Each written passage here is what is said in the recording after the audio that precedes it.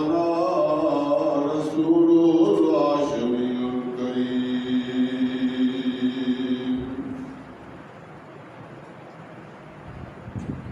یا رب صلی وسلم دائما ابدا علی حبیبک خیر الخلق كلهم فاق النبیین فی خلق وخلق ولم يظاهروا في علم ولا كرم هو الحبيب الذي ترجى شفاعته لكل هول من الأهوال مقتحم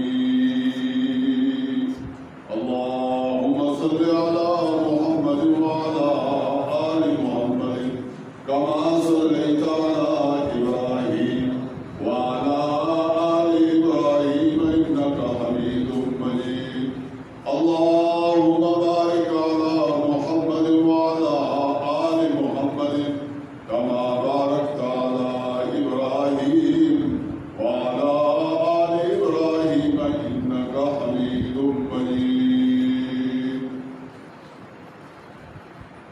جامع مسجد حاضرہ کے خطیب حضرت مولانا میاں خلیل الرحمان صاحب، قاری حمزہ خلیل صاحب، دیگر قرائے عظام اور اس بستی کے معززین، نوجوانوں، عزیز بچوں، اگرچہ قرائے اعظم پر کروڑوں قرآن ختم ہوئے اور ہو رہے ہیں، اور اس میں آپ کی بستی کا بھی حصہ ڈل گیا کہ آج آپ نے یہ سعادت حاصل کی کہ قرآن کریم سنا اور سنایا گیا۔ اللہ رب العالمین شرف قبولیت نصیب فرمائے۔ اور اس قاری صاحب نے سنایا، میں نے پیچھے تراویح پڑھی، اِنَّا أَنزَلْنَاهُ فِي لَيْلَةِ الْقَدْرِ سے والناس تک قرآن کریم سنا، انتہائی تجوید کا لحاظ رکھتے ہوئے قرآن کریم سنایا۔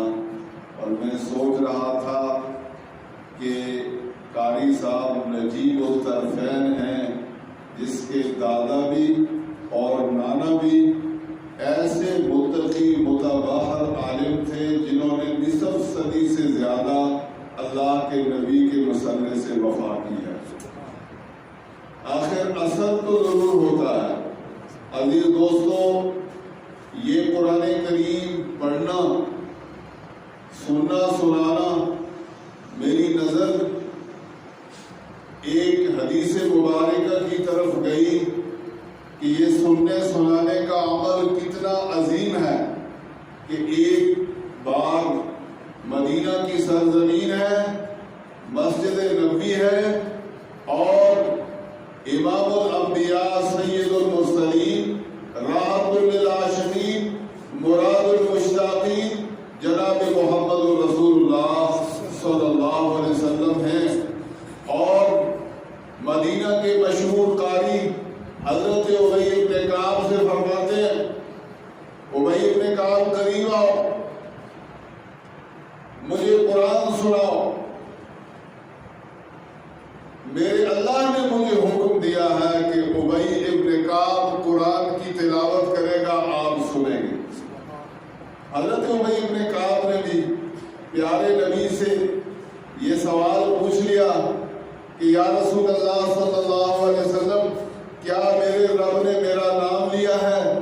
تو حضور نے فرمایا ہاں، رب ذوالجلال نے آپ کا نام لے کر فرمایا کہ ابی ابن کعب آج سنائے گا، اور جس ہستی کے قلب اطہر پر قرآن اترا ہے وہ سنیں گے۔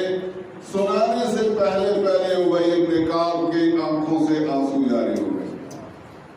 تو یہ سننے سنانے کا عمل معمولی عمل نہیں ہے۔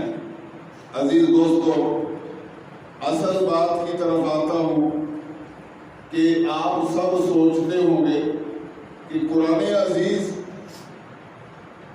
اس کا مختصر سا خلاصہ ہمارے ذہن میں آ جائے تو ایک بڑی ہستی گزری ہے بر صغیر پاک و ہند میں، پاکستان بننے سے پہلے تحریک آزادی کے مجاہدین میں اس شخصیت کا نام ہے، اور لاہور کی سرزمین میں آپ لاہور پرانے اڈے پہ اتر جائیں، سامنے ایک خانقاہ ہے جس کو شیرا والا گیٹ کہا جاتا ہے، وہاں ایک بڑی ہستی گزری جس کا نام نامی احمد علی لاہوری رحمت اللہ علیہ تھا، اور جن کے مرید بڑے بڑے شیخ الحدیث، بڑے بڑے فقیہ اور بڑے بڑے عالم گزرے ہیں۔ 55 سال انہوں نے قرآن کی تفسیر پڑھائی۔ ایک دفعہ ریل پہ سوار تھے اور ریل چلنے ہی والی تھی، ایک شاگرد ملنے آیا اور کہنے لگا حضرت ریل سیٹی بج رہی ہے، جاتے جاتے مجھے ایک جملے میں پورے قرآن پاک کا خلاصہ بتا دیں۔ تو جس نے زندگی لگائی ہو اللہ اس کے دل پہ القاء کرتے ہیں۔ فرمانے لگے قرآن کریم کا خلاصہ ایک جملے میں اللہ کو عبادت سے، نبی اکرم صلی اللہ علیہ وسلم کو اطاعت سے اور مخلوق کو خدمت سے راضی رکھو۔ جملہ یاد کر لیں کہ پورے قرآن کریم کا خلاصہ اللہ کو عبادت سے، نبی کریم صلی اللہ علیہ وسلم کو اطاعت سے اور مخلوق کو خدمت سے راضی رکھو۔ ابھی آپ گھر گئے تو کم از کم جاتے جاتے سوچے تو گے کہ جی ہم مسجد بیٹھے تو کیا لے کر آئے، تو یہ بات دل کو تسلی دے گی کہ پورے قرآن کا خلاصہ ہم سیکھ کر آئے، پھر اس جملے کو دہراتے ہیں، کیونکہ تقریر بوڑھا آدمی تو کر ہی نہیں سکتا، یہ تو میاں خلیل الرحمان صاحب کر سکتے ہیں۔ میں تو آپ کو تھوڑی سی بات یاد کرا کے اجازت چاہوں گا، تو پھر دوہرا لیتے ہیں کہ پورے قرآن کریم کا خلاصہ اللہ کو نبی کریم صلی اللہ علیہ وسلم کو اور مخلوق کو خدمت سے راضی رکھو۔ اب جی آپ کے ذہن میں آیا کہ عبادت ہے کیا؟ عبادت ہے کیا؟ تو عبادت کی تعریف بھی یاد کر لیں کہ عبادت کہتے ہیں اللہ کے حکموں کو پورا کرنے کو ادائے محمدی پر۔ عبادت کی تعریف بھی یاد ہو جائے گی آپ کو کہ اللہ کے حکموں کو پورا کرنا ہے ادائے محمدی پر۔ جس نے اللہ کے حکم ادائے محمدی پر پورے کر لیے اس کا عمل عبادت ہے۔ جس نے اللہ کے حکم ادائے محمدی پر پورے کر لیے اس کا نام عبادت ہے۔ اب عبادت کی قسمیں کتنی ہیں؟ ساتھ ساتھ آپ پورا ذہن کو حاضر رکھیں گے تو یہ آدھا گھنٹہ انشاءاللہ قیمتی بنے گا۔ یہ عبادت کی قسمیں کتنی ہیں؟ عبادت کی قسمیں ہاں پہلے ہی ماشاءاللہ علماء حضرات بول رہے ہیں عبادت کی 3 قسمیں ہیں، اور بیان کس نے کی ہیں؟ میرے اور آپ کے پیارے نبی جناب محمد رسول اللہ صلی اللہ علیہ وسلم نے۔ اور بیان کہاں کی ہیں؟ عرش معلیٰ پر اللہ رب العالمین کی تجلیات کے سامنے حضور نے عبادت کی 3 قسمیں بیان کی ہیں۔ عرش معلیٰ پر اللہ جل شانہ کی تجلیات کے سامنے، اور آپ نے میرا خیال ہے جو پکے نمازی ہیں 1000 مرتبہ بیان کیے، آپ سب نے 1000 مرتبہ، لاکھوں مرتبہ بھی لوگوں کا یہ بیان کرنا پہنچ جاتا، میرا نہیں آپ سب کا۔ آپ عبادت کی قسمیں خود بیان کرتے ہیں، آپ ذہن میں بٹھا لیں۔ فرمایا التحیات للہ، میری زبان کی عبادتیں اللہ کے لیے۔ تحیہ کہتے ہیں زبان سے تحفے کا ادا کرنا۔ التحیات للہ، میری زبان کی عبادتیں اللہ کے لیے۔ والصلوات، میرے بدن کی عبادتیں میرے اللہ کے لیے۔ والطیبات، میرے مال کی عبادتیں میرے اللہ کے لیے۔ یاد ہو گیا؟ عبادت کی 3 قسمیں ہو گئی۔ نمبر 1 قولی عبادت، نمبر 1 جو زبان سے کہی جائے، نمبر 2 بدنی عبادت، نمبر 3 مالی عبادت۔ اب آپ پڑھے لکھے لوگ ہیں ماشاءاللہ، یہاں کے پڑھے لکھے لوگ ہیں، دل میں غور کریں اور دل کو بھی کرتے رہیں جب بات یاد آئے کہ اس سے باہر کوئی عبادت ہے۔ عبادت یا زبان سے تعلق رکھتی ہے یا جسم سے تعلق رکھتی ہے یا مال سے تعلق رکھتی ہے، اس سے باہر کوئی عبادت نہیں ہے۔ اب بھائی آپ میں آئے دنیا میں کس لیے؟ سوال ہے، آپ اور میں آئے کس لیے؟ قرآن سے پوچھتے جو آپ نے سنا۔ فرمایا وَمَا خَلَقْتُ الْجِنَّ وَالْإِنسَ إِلَّا لِيَعْبُدُونِ، ہم نے جنوں اور انسانوں کو اپنی عبادت ہی کے لیے پیدا کیا ہے۔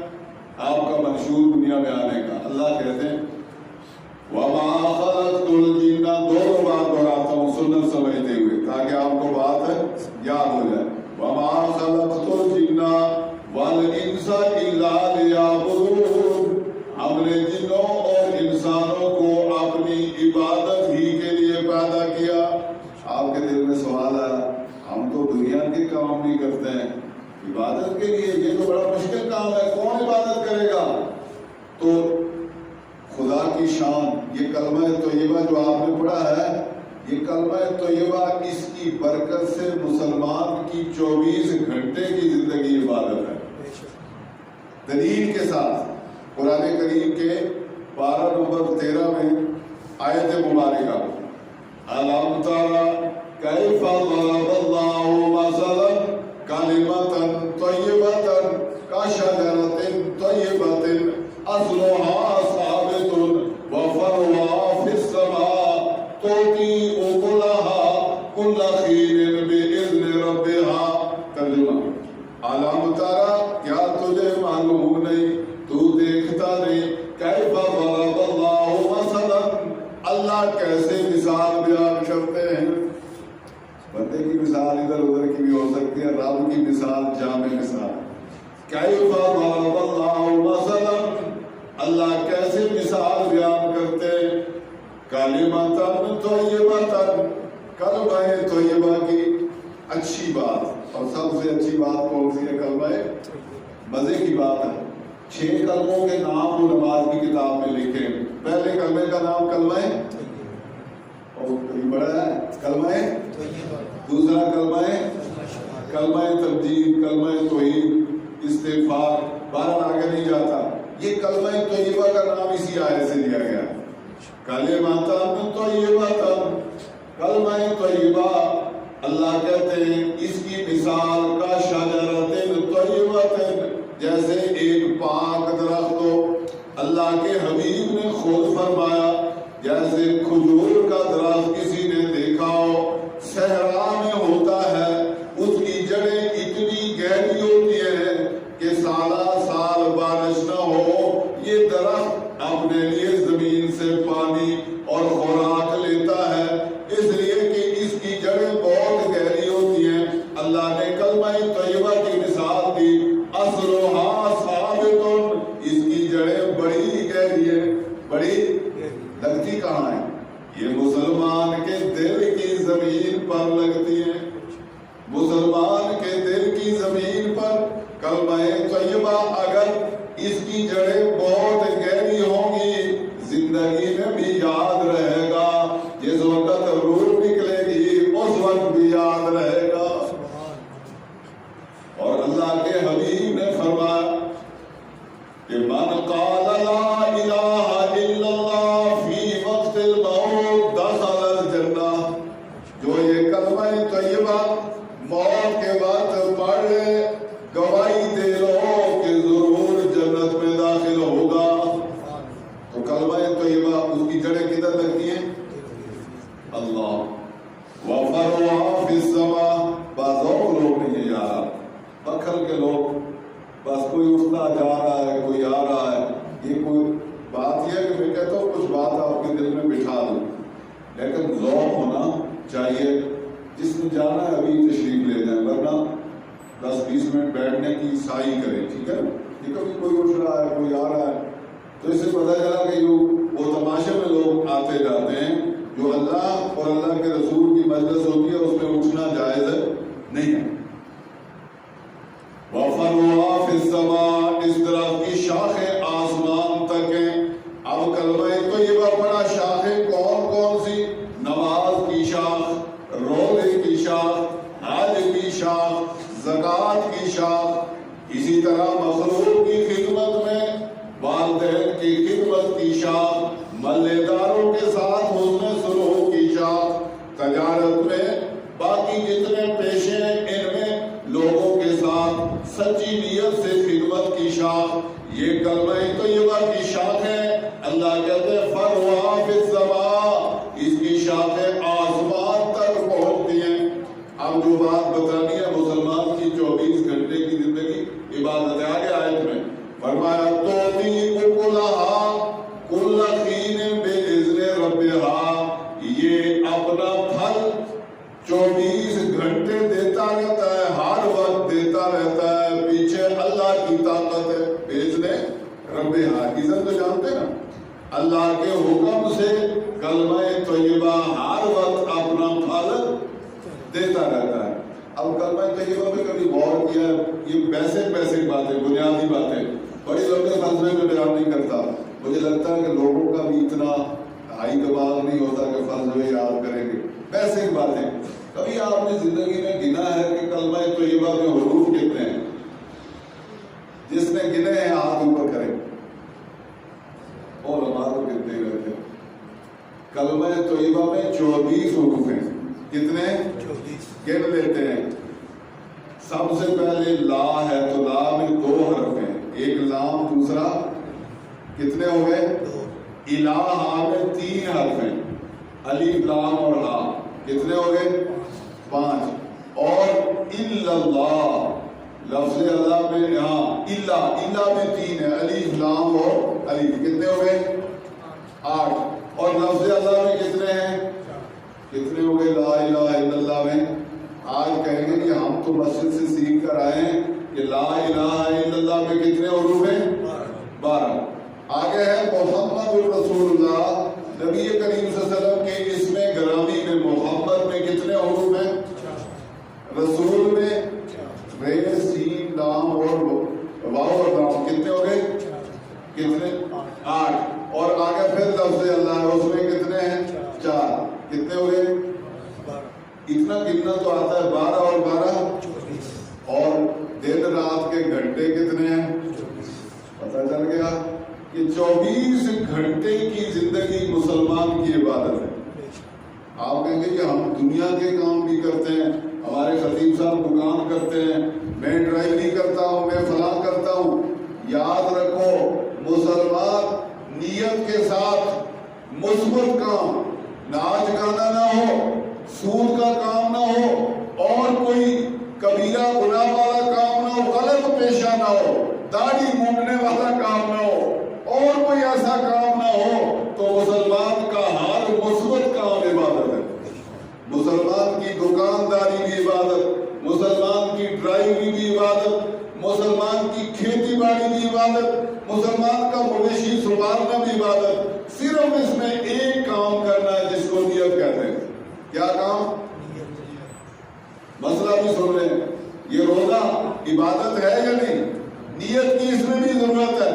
آپ سے کو سوئے رہ گئے، رمضان کا مہینہ ہے، جاگے، نیت نہیں کی، کھایا بھی کچھ نہیں، جب تک آپ زوال سے پہلے روزے کی نیت نہیں کریں گے آپ کا روزہ نہیں ہوگا۔ نیت ہر کام میں، اور پتہ ہے اس کو آسان طریقے سے سمجھاتے ہیں۔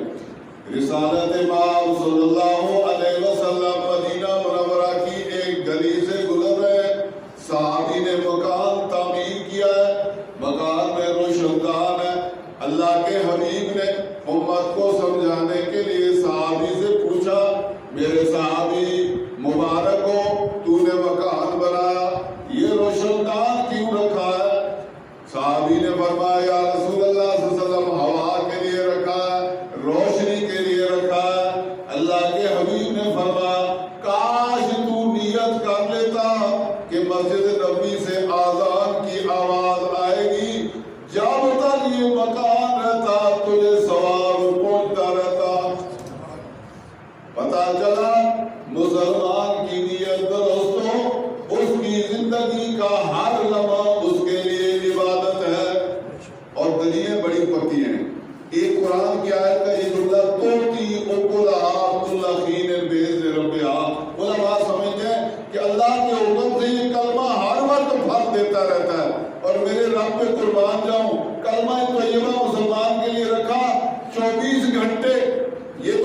صرف ایک کام ہے کہ 24 گھنٹے، لیکن 24 گھنٹے کی زندگی میں مسلمان کا کلمہ طیبہ ہر وقت اس کو عبادت کے لیے قائم و دائم رکھتا ہے۔ اب قرآن کی آیت آپ کو سمجھ آئے، وَمَا خَلَقْتُ الْجِنَّ وَالْإِنسَ إِلَّا لِيَعْبُدُونِ، ہم نے جنوں اور انسانوں کو اپنی عبادت کے لیے بنایا ہے۔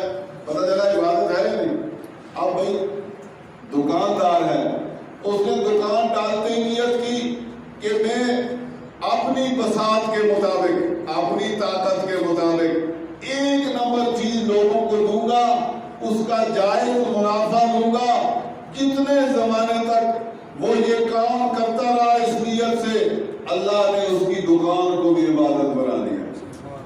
ڈرائیور اس کی نیت ہے گاڑی لی ہے یا کسی کی ہے، میں خوش اخلاقی سے سواری بٹھاؤں گا، لوگوں کے ساتھ حسن سلوک کروں گا، بد زبانی نہیں کروں گا، گالی گلوچ نہیں کروں گا، انسانوں کی خدمت کے جذبے سے گاڑی چلاؤں گا۔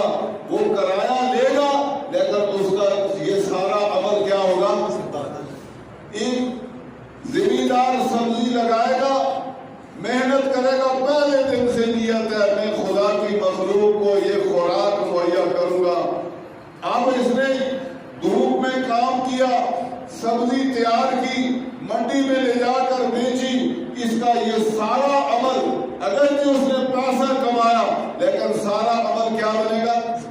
عبادت۔ تو مسلمان کی 24 گھنٹے کی زندگی، ایک اسٹوڈنٹ وہ سائنسز پڑھتا ہے، کیمسٹری پڑھتا ہے، فزکس پڑھتا ہے، بیالوجی پڑھتا ہے، میڈیکل پڑھتا ہے، لیکن اس کی پہلے دن سے نیت ہے کہ میں ڈاکٹر بن کر، سائنسدان بن کر میں اللہ کی مخلوق کی خدمت کروں گا۔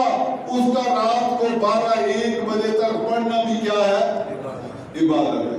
یہ تو بڑا آسان کام ہے، اس لیے کاموں کو ایسے تقسیم نہ کرو کہ یہ دین کے کام، یہ دنیا کے کام۔ قرآن کی آیت کی روح سے مسلمان نیت صحیح کرے، کام صحیح کرے، اللہ کی قسم اس کا ہر عمل کیا ہے؟ وَمَا خَلَقْتُ الْجِنَّ وَالْإِنسَ إِلَّا لِيَعْبُدُونِ۔ آگے جاؤں گا تو وقت زیادہ لگے گا، ورنہ ساری رات ہم عبادت میں چل سکتے ہیں۔ لیکن اب عبادت کی تینوں قسمیں، ایک کی بھی آگے تشریح نہیں کرتا۔ نمبر 1 قولی عبادت، نمبر 2 بدنی عبادت، نمبر 3 مالی عبادت، اور اللہ کو عبادت سے، اللہ کو عبادت سے۔ اس کو آگے لے جائیں تو رسول اللہ صلی اللہ علیہ وسلم کو اطاعت سے 2-3 آیتیں پڑھ لیتا ہوں۔ 5ویں سپارے کیا ہے؟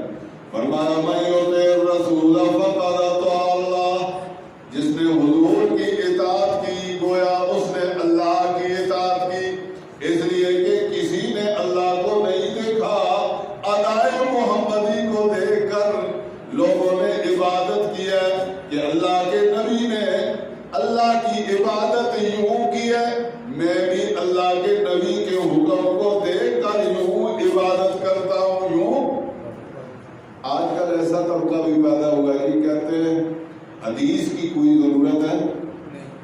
اب حدیث کیا ہے؟ قرآن کی تشریح ہے، عبادت کا طریقہ ہے۔ اب قرآن میں آیا آتو زکات، زکات دو۔ جب تک حدیث کو آپ نہیں لیں گے زکات کا پتہ ہی نہیں کہ کیسے زکات دیں گے۔ نماز پڑھو، اقیم الصلاۃ، جب تک حدیث کو نہیں لوگے، اطیعوا الرسول ادائے محمدی کو نہیں لوگے، اس وقت تک نماز سمجھ نہیں آئے گی۔ اس لیے اب نماز پڑھنی ہے، کچھ لوگ ایسے جو کہتے ہیں حدیث کی ضرورت نہیں، ان کی صلاۃ کیا ہے؟ صبح 8 بجے اٹھے، رات کو 12 بجے سوئے، صبح 8 بجے اٹھے، تو برش ورش کیا، منہ دھویا، ادھر ہی کھڑے ہو گئے دعا کرنے کے لیے۔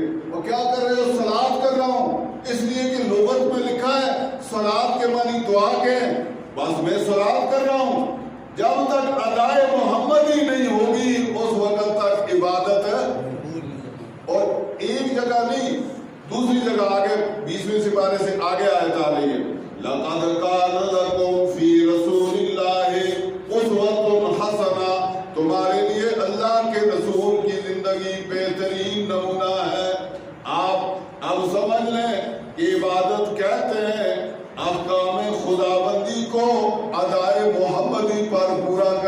عبادت ہے۔ بہت سارے لوگوں نے آج کل نئی نئی باتیں نکالی ہیں، آپ دیکھتے ہوں گے روڈ پر 12 ربیع الاول کو روڈ پر بڑے لمبے چوڑے یعنی گاڑیاں بھی کھڑی ہیں، رکشے کھڑے ہیں، بندے کھڑے ہیں، مخصوص لباس ہیں اور پتہ نہیں کیا ہے۔ اس کو تلاش کرو حدیث میں کہ یہ ادائے محمدی ہے یا نہیں۔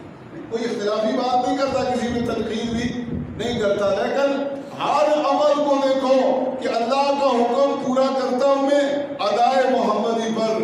ادائے محمدی ہے تو یہ کام عبادت ہے، ادائے محمدی نہیں تو یہ عبادت ہے نہیں۔ بہت سارے طبقوں نے عبادتیں خود گھڑی ہیں۔ ابھی یہ اعتکاف والے ہیں، آپ سارے چلے جائیں، یہ خود ذہن میں سوچیں یار یہ تو اس گدے پر سونا یہ تو بڑی مزے کی بات ہے، بڑی میٹھی میٹھی عبادت ہے، کیوں نہ میں ایسا کروں، سار نیچے کر لوں، ٹانگیں اوپر کر لوں اور ساری رات ذکر کروں۔ مشقت بھی ہے، اللہ کی یاد بھی ہے، نیند بھی نہیں آئے گی۔ یہ ایسا کرنا عبادت ہے اس لیے کہ یہ ادائے محمدی نہیں ہے۔ ہر کام کو آپ دیکھیں، خود خدا مسلمان درست ہو جائے گا، اس کی ساری چیز عبادت ہو جائے گی جب وہ ادائے محمدی کو اپنائے گا۔ اب وقت آگے زیادہ ہو گیا، تیسری چیز آپ نے کیا پڑھا؟ قرآن کا خلاصہ کہ مخلوق کو خدمت سے رکھو۔ پھر جملہ دہراتے ہیں، یہ بچے بھی میرا خیال ہے یاد کر لیں گے کہ آج ہم قرآن کا خلاصہ سیکھ کر آئے ہیں، اللہ کو عبادت سے۔ عبادت کی کس تعریف بھی یاد کر لیا آپ نے، کس میں بھی، اور عبادت کرنی کیسے؟ اطیع الرسول، ادائے محمدی پر، اور مخلوق کو خدمت سے راضی رکھو، یہ تیسرا ہے۔ اس دفعہ قرآن کریم میں سن رہا تھا، زمانہ ہوا، لگتا یہ ہے کہ 1980 سے لے کر آج تک کوئی رمضان ایسا نہیں گزرا کہ اللہ نے قرآن پاک سننے کی سعادت نہ دی ہو۔ 80 سے ابھی تک آپ حساب کر لیں، 42-43 سال ہو گئے، اگر وہ چاند کے حساب سے ہو تو 45 سال تقریباً بن گئے قرآن سنتے ہوئے۔ اس دفعہ میں غور کرتا رہا کہ ہر نبی نے بھی مخلوق کی خدمت کی ہے یا نہیں، تو خدا کی قسم قرآن نے کئی جگہ پہ مجھے بتایا۔ ایک حضرت موسیٰ علیہ السلام اور خضر علیہ السلام کی بات، 15ویں سپارے کا آخری صفحہ، 16ویں سپارے کا پہلا صفحہ، دو باتیں وہاں آئیں کہ دونوں نبی مخلوق کی خدمت کر رہے ہیں۔ اب میں آپ کو جگہ بتاتا ہوں۔ حضرت موسیٰ علیہ السلام اور خضر علیہ السلام ایک کشتی میں سوار ہوئے، کشتی والوں نے بڑی عزت سے بٹھایا، اور وہاں حدیث میں لکھا ہوا ہے، کتاب و تفسیر، بخاری کتاب و تفسیر میں، کہ راکبوا بغیر نوز، بغیر کرائے کے ان دونوں شخصیات کو سوار کیا۔ جیسے آپ کے امام صاحب آپ کو بھیج جائیں، ڈرائیور کسی کو، استاد جی آؤ بیٹھو، مل جائیں اور آپ اتارے جا کر کرایہ دیں تو آپ کہتے ہیں جی آپ تو ہمارے امام صاحب ہیں، آپ سے ہم کب کرایہ دیتے ہیں۔ ایسے دونوں نبیوں کو اس کشتی والوں نے بغیر کرائے کے سوار کیا، عزت بھی دی۔ آخر میں اترتے ہوئے خضر علیہ السلام نے ایک پھٹا اکھیڑ دیا، کشتی کو عیبدار کر دیا۔ سیدنا موسیٰ علیہ السلام نے فرمایا میرے استاد محترم، کیونکہ موسیٰ علیہ السلام یہاں شاگرد ہیں، خضر علیہ السلام استاد ہیں، فرمانے لگے میرے استاد محترم آپ نے کیا کام کیا؟ ان بندوں نے ہمیں بہترین جگہ کشتی میں بٹھایا بھی، کرایہ بھی نہیں لیا، آپ نے اترتے ہوئے پھٹا اکھیڑ دیا۔ سیدنا خضر علیہ السلام نے اپنی جگہ پہ جواب دیا، مختصر کرتا ہوں ورنہ لمبا ہوتا ہے کام، جواب دیا، فرمایا سامنے ایک ظالم بادشاہ ہے، اس کے کارندے چیک کر رہے ہیں، جو کشتی عیبدار نہیں صحیح سلامت ہے اس کو ضبط کر رہے ہیں، میں نے پھٹا اکھیڑ دیا تاکہ وہ دیکھیں، اس کو چھوڑ دیں کہ یہ کشتی والے غریب لوگ ہیں اور یہ محنت مزدوری کرتے ہیں۔ انہوں نے مخلوق کی خدمت اور خیر خواہی کو مد نظر رکھتے ہوئے ان کی جان چھڑانے کے لیے یہ بھی مخلوق کی خدمت کی ہے۔ مخلوق کی آگے جا کے 16ویں سپارے میں، 16واں سپارہ شروع ہوتا ہے، تیسری سطر ہے، یہ کشتی سے اتر کر ایک بستی میں دونوں پیغمبر داخل ہوئے، وہاں دونوں کو کھانے پینے کی حاجت تھی۔ قرآن کی فانطلقا، ہاں فانطلقا حتی اذا اتیا آل قریۃ استطعما، یہ ایک بستی میں آئے۔ قریہ عربی میں کس کو کہتے ہیں؟ ولیج کو، بستی کو۔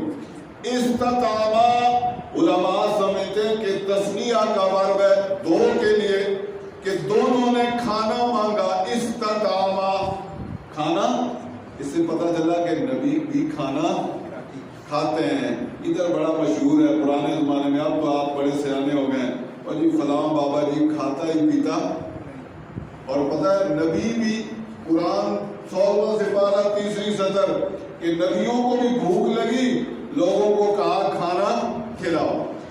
فَأَبَوْا أَن يُضَيِّفُوهُمَا، بستی والے کوئی بڑے کنجوس تھے، انہوں نے کہا کھانا وانا کچھ نہیں۔ حضرت خضر علیہ السلام گلی سے گزر رہے ہیں، ایک دیوار گرنے کو ہے، موسیٰ علیہ السلام سے فرماتے ہیں چلو بھائی لگو، تم کیچڑ گارا دو، میں پتھر لگاتا ہوں، یہ دیوار بناتے ہیں۔ دونوں نے بڑا وقت لگا کر دیوار بنائی۔ حضرت موسیٰ علیہ السلام نے اختتام پر فرمایا کاش استاد جی آپ ان سے مزدوری لے لیتے، اس گاؤں والوں سے ہم مزدوری سے کھانا کھا لیتے۔ حضرت خضر علیہ السلام نے فرمایا تمہیں پتہ ہے اس دیوار کے نیچے 2 یتیم بچوں کا خزانہ ہے، والد جب فوت ہو گیا اس نے یہاں پر دفن کر دیا تھا، اور میں نے دیکھا کہ دیوار گر رہی ہے، کوئی اور نکال لے گا، بچے ابھی بڑے نہیں ہوئے، اس لیے میں نے تمہیں بھی مجبور کیا کہ دونوں لگ کے یہ دیوار بنا دیں۔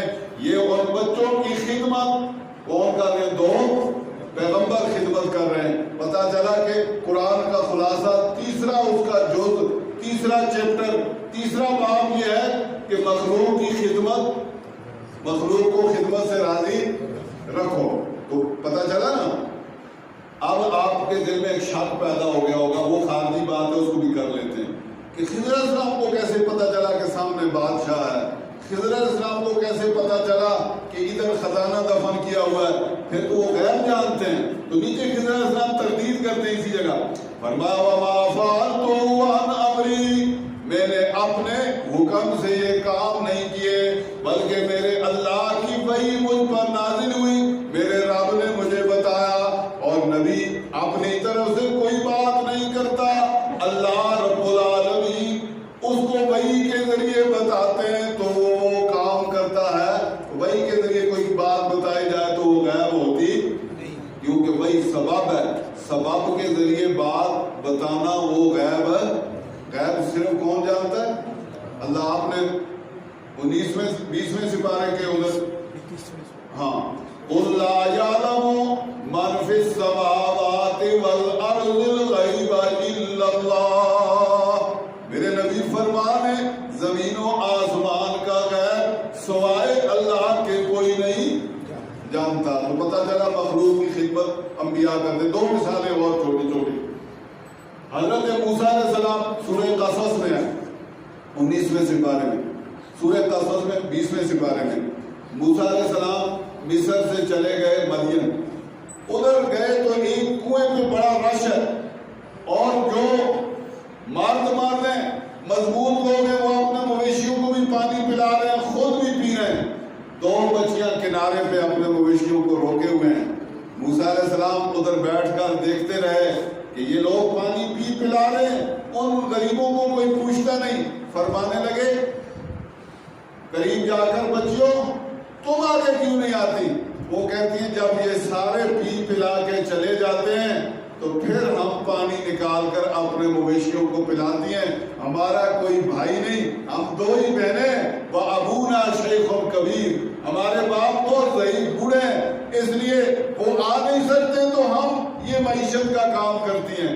موسیٰ علیہ السلام نے لوگوں کو کہا ہو جاؤ کنارے۔ 10 بندے وہ ڈول نکال رہے تھے، بہت وزنی ڈول تھا، نبی آگے ہوئے اکیلے نے ڈول نکال دیا، سارے لوگ ڈر گئے۔ اللہ نے ایک نبی کو 40 مردوں کی طاقت دی ہوتی ہے، حدیث میں آتا ہے، نکالا، ان کو قریب لا کے پلایا، مویشیوں نے بھی پیا، وہ جلدی جلدی گھر پہنچ گئی، باپ 4 بھائی پہ ہیں، اٹھ نہیں سکتے ہیں، پتہ ہے کون ہے، وقت کے پیغمبر ہیں، نام ہے حضرت شعیب علیہ السلام۔ بچیوں سے پوچھتے ہیں بیٹیوں آج تو سورج چڑھے چڑھے آ گئی ہو، پانی بھی پلایا ہی نہیں۔ انہوں نے ماجرا سنایا، ادھر ایک شخص تھا اجنبی اور مسافر معلوم ہوتا تھا، اس نے ہم سے پوچھا کہ تم کیوں نہیں پلا رہی، تو ہم نے اپنی وجہ بیان کی، اور تھا بھی ایسا پہلوان قسم کا کہ اکیلے ڈول نکال کے اس نے پانی پلا دیا۔ تو شعیب علیہ السلام نے بچی کو کہا جاؤ اگر مسافر ہے تو اس کو بلاؤ تاکہ ہم اس کی مہمان نوازی کریں۔ تو نبی کی سنت مہمان نوازی ہے، اور دوسرے مہمان نوازی بھی مخلوق کی خدمت کے اجنبی کو کھلانا پلانا، اور پہلے نبی اس نے بھی مخلوق کی کہ بے سہارا بچیوں کو، غریب بچیوں کو پانی نکال کے ان کے مویشیوں کو پلانا۔ قرآن سے پتہ چلا کہ مخلوق کو خدمت سے راضی رکھنا بھی کیا ہے۔ آج صبح ہم آ رہے تھے، یعنی میں گھر سے بٹا گرام گیا، 2 پیریڈ لگا کے پھر گھر آیا، ابھی پھر رات کو آپ کے ہاں آیا، تو صبح ویگن میں ہم بیٹھے ہیں، تو کلندر آباد میں کنڈکٹر ایک بندے کو کہتا ہے نیچے اترو، وہ بندہ کہتا ہے چپ ہے، تم نے 50 روپے دیا ہے، ادھر ہی کا کہا نیچے اترو، وہ چپ ہے۔ میں پیچھے دیکھا تو بڑا معزز قسم کا آدمی تھا، یہ خیال کیا کہ کوئی بورڈنگ وغیرہ نہ ہو، ان کا تو یہ کام ہے۔ تو دوسرا بندہ پیچھے سے بولا بھائی بتاؤ آگے جانا ہے، کرایہ ہے نہیں؟ تو اس نے کہا جی بس کرایہ نہیں ہے، لیکن 2-3 دفعہ پوچھنے کے بعد کہا، تو اس نے کہا میں دے دوں گا۔ اس سے پہلے سیکنڈ سیٹ پر کوئی لیڈیز ٹیچر تھی، ایک نے جلدی جلدی 50 روپے نکالے اور دے دیے۔ میں نے دل میں سوچا کہ لڑکیاں ہم سے آگے ہو گئی خدمت، تو پھر ہم سب نے تھوڑا تھوڑا اکٹھا کر کے اس لیے سے کہ کہیں اس نے آگے بھی جانا ہوگا، ہے بھی معزز اور معصوم آدمی ہے، تو اس کو اتنا سا دے دیا کہ وہ اپنے گھر پہنچ جائے۔ تو اس لیے ہر جگہ مخلوق کی خدمت کرنا یہ بھی قرآن کا خلاصہ ہے۔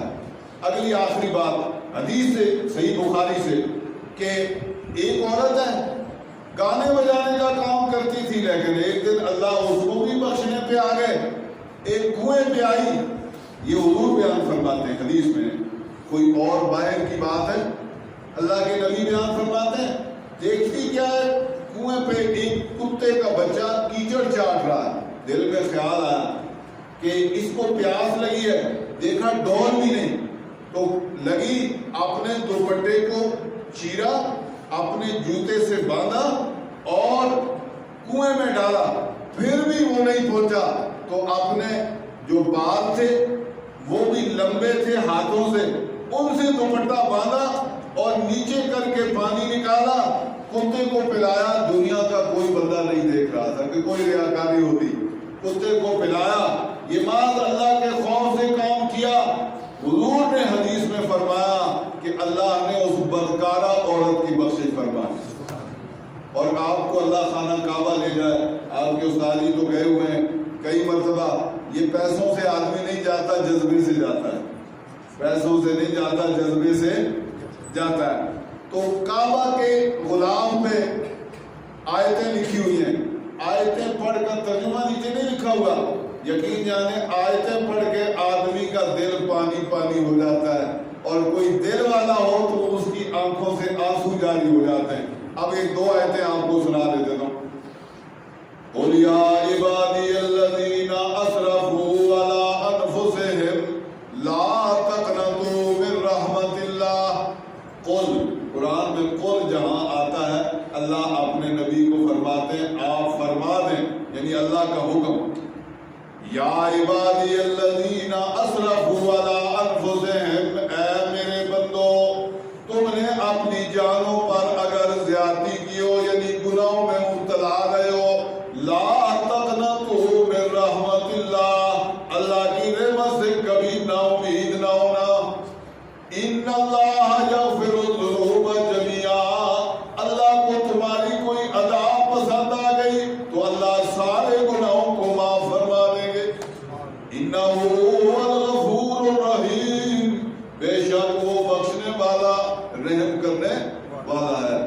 نبے عبادی انی انا الغفور الرحیم. یہ بھی قرآن کی آیت ہے کہ میرے نبی میرے بندوں کو بتا دو کہ میری رحمت میرے غضب پر غالب ہے.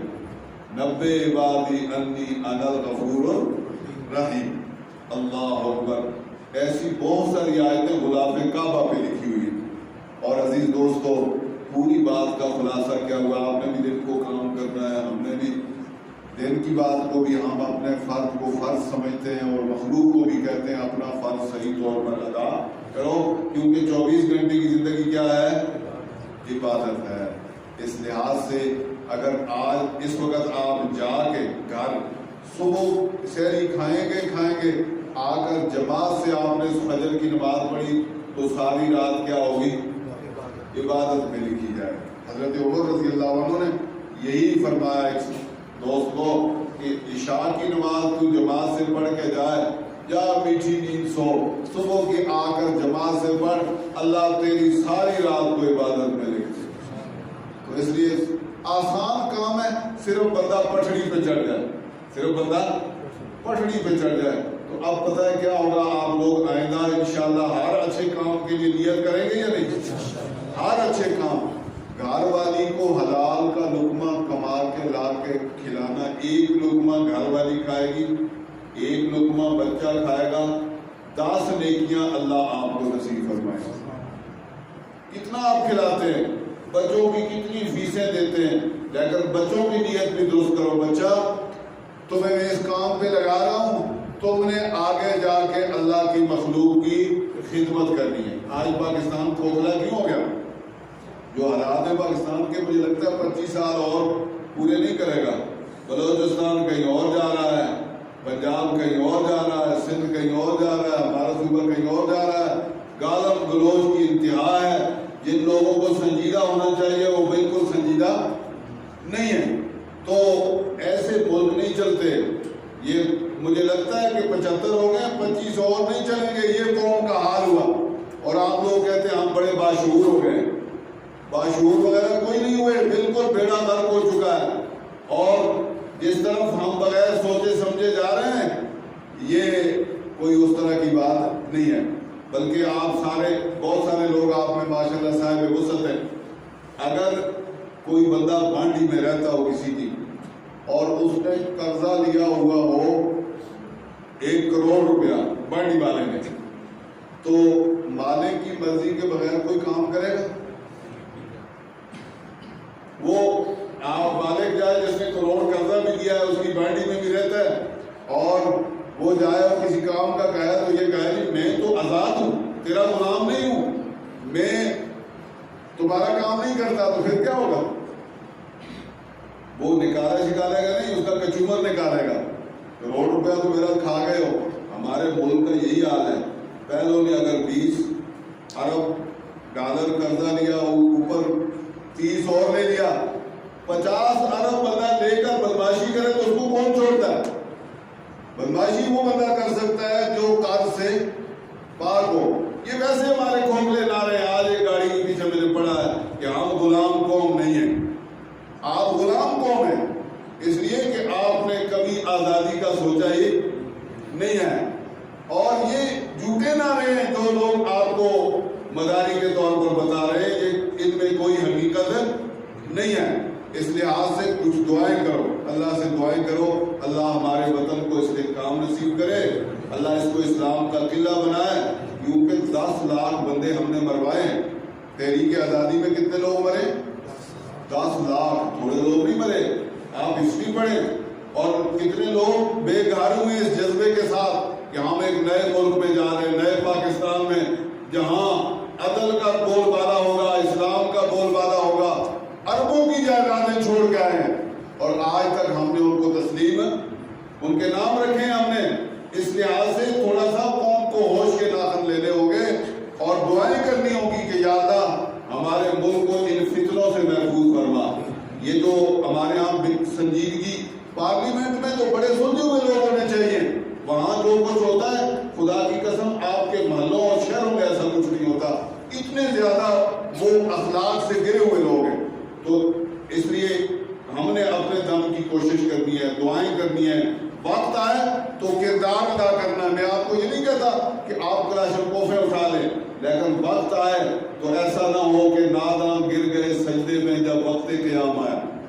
ناداں گر گئے سجدے میں جب وقت، اس وقت برادریاں دیکھی اور اس وقت جلوے دیکھے، پائے مہنگائی بے شک ہو یار ہمارا جلوہ ناک نہ کٹے، یہ چیزیں دیکھی تو کبھی بھی قوم آزاد ہے. اور سارے ملک میں یہی کام ہوتا ہے، جلوے اور برادریاں. اور جی ہماری قوم کا ایم ہے، ایم ہے، بس قوم کو ووٹ دیں گے، آگے منشور کوئی نہیں دیکھیں گے. ایسے لوگ کبھی اٹھ نہیں سکتے. اور آخری یہ بات کہ سورہ یوسف میں حضرت یوسف کی خدمت کا دیکھو، مخلوق کو خدمت سے وہ سارا خواب ہو کر بادشاہ نے پوچھا یہ مسئلہ حل کون کرے گا؟ تو وقت کا پیغمبر حضرت یوسف علیہ السلام ابھی جیل سے آزاد ہو کے آیا ہے، بادشاہ کو کہتا ہے اجعلنی علی خزائن الارض. یہ قاری صاحب نے مسئلے میں پڑھا ہے. حضرت یوسف کیا کہتا ہے اجعلنی علی خزائن الارض، مجھے خزانے کے کا وزیر بناؤ. انی حفیظ امین، دو پوائنٹ کیا میرے پاس ہے، میں خزانے کی حفاظت بھی کروں گا، امانت داری کا فرض بھی ادا کروں گا. اس لیے اچھے لوگ جو ہیں وہ حکومت کا بھی مطالبہ وقت کا نبی کر رہا ہے. اور ادھر کوئی مولوی صاحب روڈوں میں کھڑا ہو جائے اور ساتھ ہی تو سر کے کام ہے یہ گندے کاموں میں آپ بڑے ہو. یہ تو نبیوں کا کام ہے. دو پیغمبر حضرت داؤد علیہ السلام اور سلیمان علیہ السلام، وہ بھی بادشاہ بھی گزرے، پیغمبر بھی گزرے. تو اس طرح یہ چار چیزیں ہیں، ایک ممبر، ایک مسئلہ، دو قرآن کا پڑھانا، تین اور نظام حکومت، چار. یہ شاعر اللہ ہے.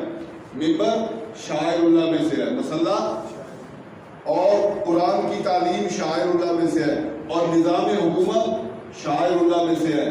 تین چیزیں محفوظ ہاتھوں میں رہی. مسئلہ محفوظ ہاتھوں میں ہے، آج بھی مسئلے کی عزت مسلمان کے دل میں برقرار ہے. ممبر محفوظ ہاتھوں میں ہے، آج بھی ممبر کی عزت مسلمان کے دل میں برقرار ہے. اور قرآن پڑھانا یہ محفوظ ہاتھوں میں رہا. آج بھی لوگ کہتے ہیں قاری صاحب آئے تو کھڑے ہو جاتے ہیں ادب کے لیے، لیکن چوتھا کام غلط ہاتھوں میں گیا ہے، اور ایسے غلط ہاتھوں میں کہ اب اگر صحیح ہاتھوں میں آئے تو لوگ اس کو صحیح سمجھتے ہی نہیں ہے. اس لیے 70% دین جو ہے وہ حکومت کی پالیسیوں میں ہے.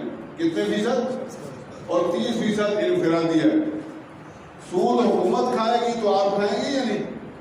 ادھر مولانا صاحب ممبر پر کہتے ہیں کہ سود کھانا جو ہے وہ ماں کے ساتھ اتنی دفعہ منہ کالا کرنا ہے. اور قرآن کی آیت کہ فَإِن لَمْ تَفْعَلُوا فَأْذَنُوا بِحَرْبٍ مِّنَ اللَّهِ وَرَسُولِهِ، سود نہیں چھوڑو گے تو اللہ رسول کے ساتھ جنگ کے لیے تیار ہو جاؤ. حکومت آپ کے پاس نہیں ہوگی تو آپ سارے بھی یہ کام کریں گے. خدا رسول کے ساتھ جنگ بھی آپ نے شروع کی ہوئی ہے یا نہیں؟ قرآن کی آیت کے روپ میں پوری قوم نے جنگ شروع کی ہوئی ہے اور ادھر مزے سے بیٹھے. اس لیے حکومت لازمی محفوظ ہاتھوں میں ہونی چاہیے. اور یاد رکھیں آپ پکڑے نہیں جائیں گے جب اس امانت کو صحیح ادا کریں گے، اس سفارش کو صحیح کریں گے، اس وکالت کو صحیح ادا کریں گے.